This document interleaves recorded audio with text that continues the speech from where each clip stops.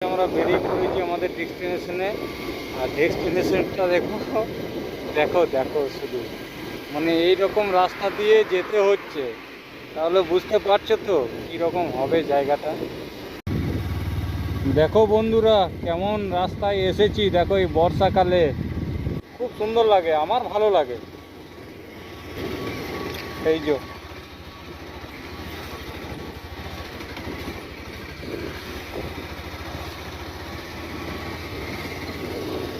এই গর্তগুলো বোঝাও যায় না কতটা গর্ত আছে কি আছে, জল দাঁড়ায়, লাল মাটি, এই যে মোরামের রাস্তা, খুব সুন্দর লাগে। দেখো রাস্তাটা ভালোই করেছে।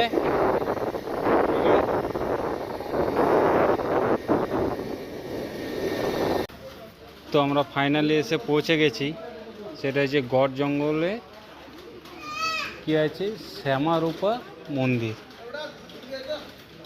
তো দেখো সবাইকে দেখা, বৃষ্টি হচ্ছে, ঝিরিঝিরি বৃষ্টি পড়ছে, জঙ্গলের মাঝে বৃষ্টি এইরকম খুব ভালোই লাগে।